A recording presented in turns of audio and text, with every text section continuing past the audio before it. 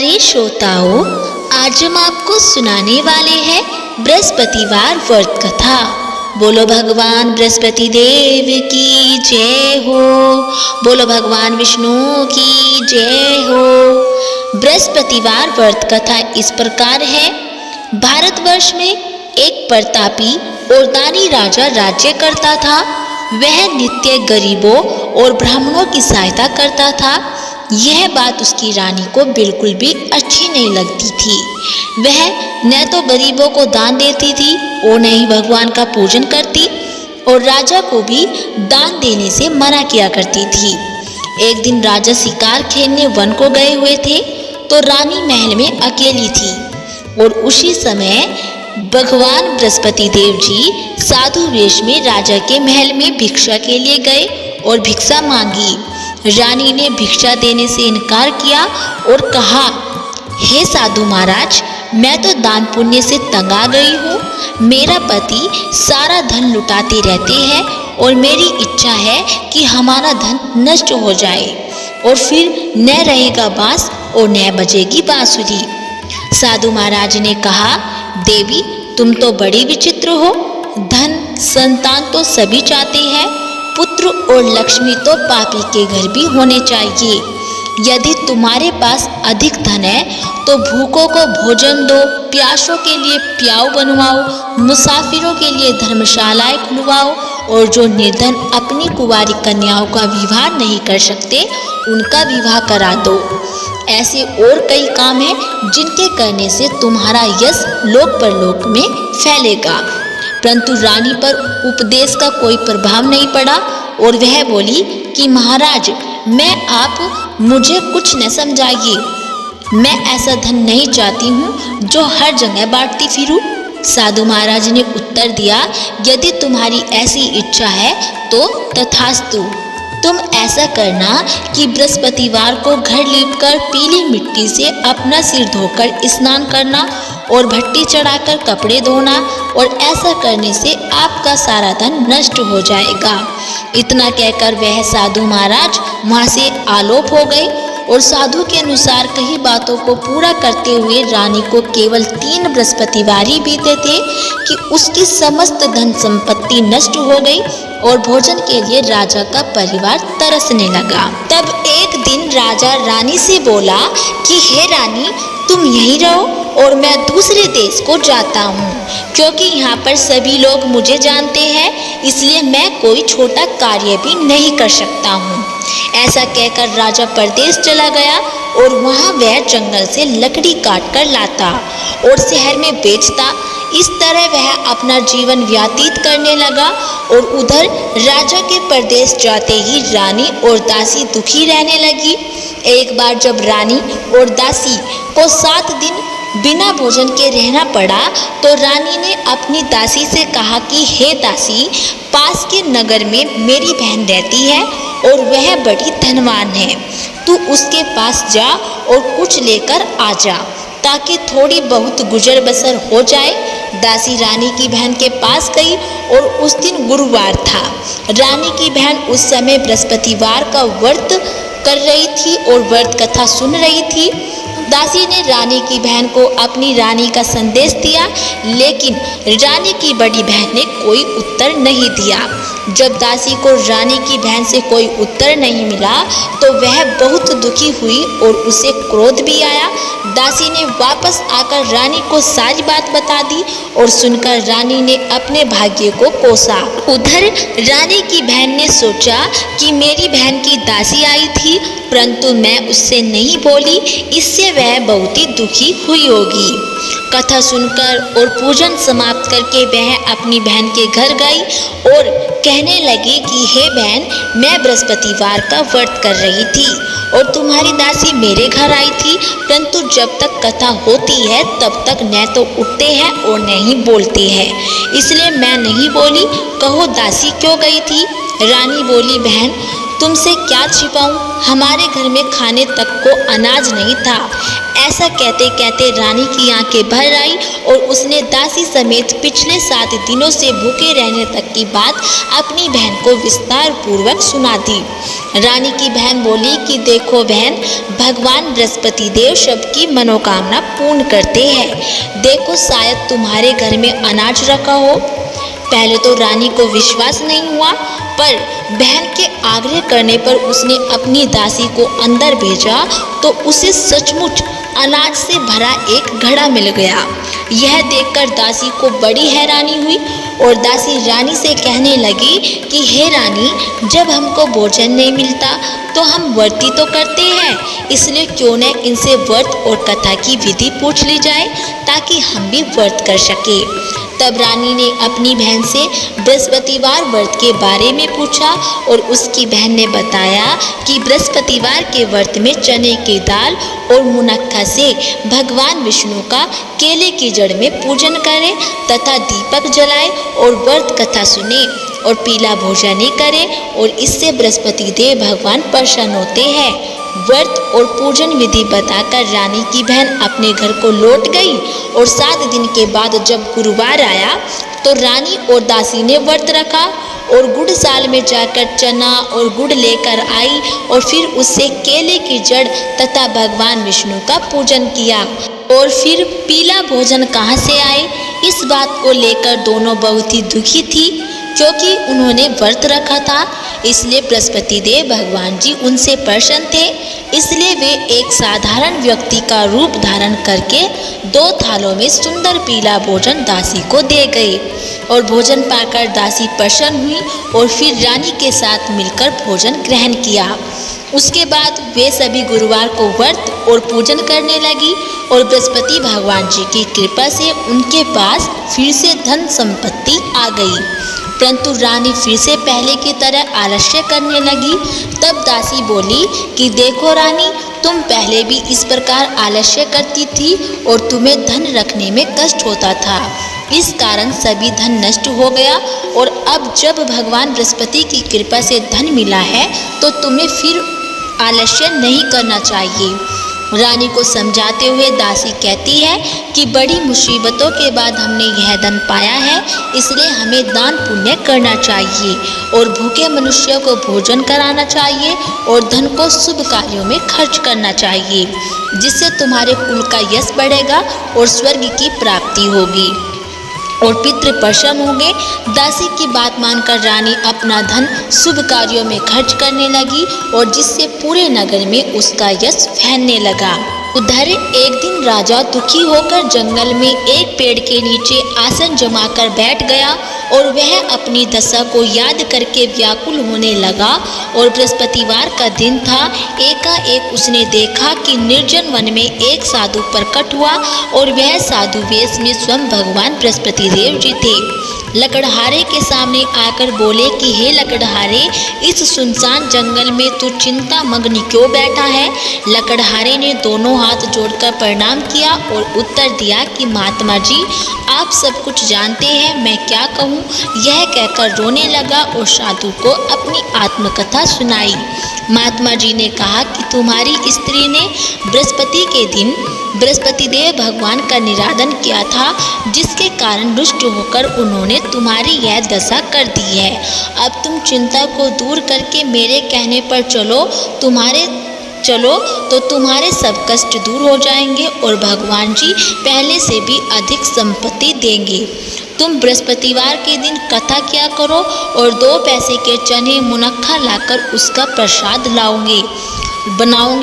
बनाओ और शुद्ध जल से लोटे में शक्कर मिलाकर अमृत तैयार करो और कथा के पश्चात अपने सारे परिवार और सुनने वाले प्रेमियों में अमृत व प्रसाद बांटकर आप भी ग्रहण करो। ऐसा करने से भगवान तुम्हारी सब मनोकामनाएं पूरी करेंगे। साधु के ऐसे वचन सुनकर लकड़हारा बोला कि हे प्रभु, मुझे लकड़ी बेचकर इतना पैसा नहीं मिलता जिससे भोजन के उपरांत कुछ बचा सकूं। मैंने रात्रि में अपनी स्त्री को व्याकुल देखा है और मेरे पास कुछ भी नहीं जिससे मैं उसकी खबर मंगा सकूं। साधु महाराज ने कहा कि हे लकड़हारे, तुम किसी बात की चिंता मत करो। बृहस्पति के दिन तुम रोजाना की तरह लकड़ियां लेकर शहर को जाओ और तुमको रोज से 2 गुना धन प्राप्त होगा, जिससे तुम भली भांति भोजन कर लोगे तथा बृहस्पति देव जी की पूजा का सामान भी आ जाएगा। इतना कहकर साधु अंतर्ध्यान हो गए और धीरे धीरे समय व्यतीत होने पर फिर वही बृहस्पतिवार का दिन आया और लकड़हारा जंगल से लकड़ी काटकर किसी शहर में बेचने गया और उसे उस दिन और दिन से भी अधिक पैसा मिला और राजा ने चना गुड़ आदि लाकर गुरुवार का व्रत किया और उस दिन से उसके सभी क्लेश दूर हो गए। परंतु जब दोबारा गुरुवार का दिन आया तो बृहस्पतिवार का व्रत करना भूल गया और इस कारण बृहस्पति देव भगवान जी नाराज हो गए और उस दिन उस नगर के राजा ने विशाल यज्ञ का आयोजन किया था और शहर में यह घोषणा करा दी कि कोई भी मनुष्य अपने घर में भोजन न बनाए और न ही आग जलाए और समस्त जनता मेरे यहाँ भोजन करने आए। इस आज्ञा को जो नहीं मानेगा उसे फांसी की सजा दी जाएगी और इस तरह की घोषणा संपूर्ण नगर में करवा दी गई और राजा की आज्ञा अनुसार शहर के सभी लोग भोजन करने गए, लेकिन लकड़हारा कुछ देर से पहुंचा, इसलिए राजा उसको अपने साथ घर ले गया और ले जाकर भोजन करा रहे थे तो रानी की दृष्टि उस खूंटी पर पड़ी जिस पर उसका हार लटका हुआ था। वह वहाँ पर दिखाई नहीं दिया तो रानी ने निश्चय किया कि मेरा हार इस मनुष्य ने चुरा लिया है और उसी समय सिपाहियों को बुलाकर उसको कारागार में डलवा दिया। और जब लकड़हारा कारागार में पड़ गया और बहुत दुखी होकर विचार करने लगा कि न जाने कौन से पूर्व जन्म के कर्म से मुझे यह दुख प्राप्त हुआ है, और उसी साधु को याद करने लगा जो कि जंगल में मिला था। उसी समय तत्काल भगवान बृहस्पति देव जी साधु के रूप में प्रकट हुए और उसकी दशा को देखकर कहने लगे कि अरे मूर्ख, तूने बृहस्पति देव की कथा नहीं करी, इस कारण तुझे दुख प्राप्त हुआ है। अब चिंता मत कर और बृहस्पतिवार के दिन कारागार के दरवाजे पर 4 पैसे पड़े मिलेंगे, उनसे तू बृहस्पति देव जी की पूजा करना और तेरे सभी कष्ट दूर हो जाएंगे। बृहस्पतिवार के दिन उसे 4 पैसे मिले और लकड़हारे ने कथा कही और उसी रात्रि को भगवान बृहस्पति देव ने उस नगर के राजा को स्वप्न में कहा कि हे राजा, तुमने जिस आदमी को कारागार में बंद कर दिया है वह निर्दोष है और वह राजा है, उसे छोड़ देना। रानी का हार उसी खूंटी पर लटका है, अगर तू ऐसा नहीं करेगा तो मैं तेरे राज्य को नष्ट कर दूंगा। इस तरह रात्रि के स्वप्न को देखकर राजा प्रातःकाल उठा और खूंटी पर हार देखकर लकड़हारे को बुलाकर क्षमा मांगी तथा लकड़हारे को योग्य सुंदर वस्त्र आभूषण देकर विदा कर दिया और बृहस्पति देव जी की आज्ञा अनुसार लकड़हारा अपने नगर को चल दिया। राजा जब अपने नगर के निकट पहुंचा तो उसे बड़ा आश्चर्य हुआ। नगर में पहले से अधिक बाग, तालाब, कुएं तथा बहुत सी धर्मशाला, मंदिर आदि बन गई थी और राजा ने पूछा कि यह किसका बाग और धर्मशाला है। तब नगर के सब लोग कहने लगे कि यह सब रानी और बांदी के हैं। तो राजा को आश्चर्य हुआ और गुस्सा भी आया और जब रानी ने यह खबर सुनी कि राजा आ रहे हैं तो उन्होंने बांदी से कहा कि हे दासी, देख राजा हमको कितनी बुरी हालत में छोड़ गए थे, हमारी ऐसी हालत देखकर वह लौट न जाए, इसलिए तू दरवाजे पर खड़ी हो जा। और आज्ञा अनुसार दासी दरवाजे पर खड़ी हो गई और राजा आए तो उन्हें अपने साथ ले आई। तब राजा ने क्रोध करके अपनी रानी से पूछा कि यह धन तुम्हारे पास कैसे प्राप्त हुआ। तब उन्होंने कहा कि हमें यह सब धन भगवान बृहस्पति देव के व्रत के प्रभाव से प्राप्त हुआ है। राजा ने निश्चय किया कि 7 रोज बाद तो सभी बृहस्पति देव भगवान जी का पूजन करते हैं, परंतु मैं उन्हें प्रतिदिन दिन में 3 बार कहानी तथा रोज व्रत किया करूँगा। अब हर समय राजा के दुपट्टे में चने की दाल बंधी रहती तथा दिन में 3 बार कहानी कहता था राजा। एक दिन राजा ने विचार किया कि चलो अपनी बहन के घर जाएंगे। इस तरह निश्चय करके राजा घोड़े पर सवार होकर अपनी बहन के घर को चलने लगा और मार्ग में उसने देखा कि कुछ आदमी एक मुर्दे को ले जा रहे हैं और उन्हें रोककर राजा कहने लगा कि अरे भाइयों, मेरी बृहस्पति देव भगवान जी की कथा सुन लो। वे बोले कि लो, हमारा तो आदमी मर गया है, इसको अपनी कथा की पड़ी है। परंतु कुछ आदमी बोले कि अच्छा कहो तुम, हम तुम्हारी कथा भी सुनेंगे। राजा ने दाल निकाली और जब कथा आधी हुई थी कि मुर्दा हिलने लग गया और जब कथा समाप्त हो गई तो राम राम करके मनुष्य उठकर खड़ा हो गया। मार्ग में उसे एक किसान खेत में हल चलाता मिला और राजा ने उसे देखकर उससे बोले कि अरे भैया तुम मेरी बृहस्पतिवार की कथा सुन लो। किसान बोला जब तक मैं तेरी कथा सुनूंगा तब तक 4 हरैये जोत लूंगा, जा अपनी कथा किसी और को सुनाना। इस तरह राजा आगे चलने लगा और राजा के हटते ही बैल पछाड़ खाकर गिर गया तथा किसान के पेट में बड़ी जोर का दर्द होने लगा। उस समय उसकी माँ रोटी लेकर आई और उसने जब यह देखा तो अपने पुत्र से सब हाल पूछा और बेटे ने सभी हाल कह दिया तो बुढ़िया दौड़ी दौड़ी उस घुड़सवार के पास गई और उससे बोली कि मैं तेरी कथा अवश्य सुनूंगी, तू अपनी कथा मेरे खेत पर चलकर ही कहना। राजा ने बुढ़िया के खेत पर जाकर कथा कही, जिसके सुनते ही वह बैल उठ खड़े हुए तथा किसान के पेट का दर्द भी बंद हो गया। और राजा अपनी बहन के घर पहुंचा और बहन ने भाई की खूब मेहमानी की। और दूसरे दिन प्रातःकाल राजा जगा तो वह देखने लगा कि सब लोग भोजन कर रहे थे। राजा ने अपनी बहन से कहा कि ऐसा कोई मनुष्य है जिसने भोजन नहीं किया हो, मेरी बृहस्पतिवार की कथा सुन लो। बहन बोली, हे भैया यह देश ऐसा है कि पहले यहाँ लोग भोजन करते हैं और बाद में अन्य काम करते हैं। अगर कोई पड़ोस में है तो देखकर आती हूँ। वह ऐसा कहकर देखने चली गई, परंतु उसे कोई ऐसा व्यक्ति नहीं मिला जिसने भोजन न किया हो। अतः वह एक कुम्हार के घर गई जिसका लड़का बीमार था और उसे मालूम हुआ कि उनके घर 3 दिन से किसी ने भोजन नहीं किया है। और रानी ने अपने भाई की कथा सुनने के लिए कुम्हार से कहा तो वह तैयार हो गया और राजा ने जाकर बृहस्पतिवार की कथा कही, जिसको सुनकर उसका लड़का ठीक हो गया। अब तो राजा की प्रशंसा होने लगी। और एक दिन राजा ने अपनी बहन से कहा कि हे बहन, हम अपने घर को जाएंगे, तुम भी तैयार हो जाओ। राजा की बहन ने अपनी सास से कहा और सास ने कहा कि हाँ चली जा, परंतु अपने लड़के को मत ले जाना क्योंकि तेरे भाई के कोई औलाद नहीं है। बहन ने अपने भैया से कहा कि हे भैया मैं तो चलूँगी पर कोई बालक नहीं जाएगा। राजा बोला जब कोई बालक नहीं जाएगा तब तुम ही क्या करोगी। बड़े दुखी मन से राजा अपने नगर को लौट आया और राजा ने अपनी रानी से कहा कि हम निर्वंशी हैं, हमारा मुंह देखने का धर्म नहीं है और कुछ भोजन आदि नहीं किया। बोली, हे प्रभु, बृहस्पति देव ने हमें सब कुछ दिया है, वह हमें औलाद भी अवश्य देंगे। उसी रात को बृहस्पति देव ने राजा को स्वप्न में कहा कि हे राजा उठ, सभी सोच त्याग दे, तेरी रानी गर्भ से है।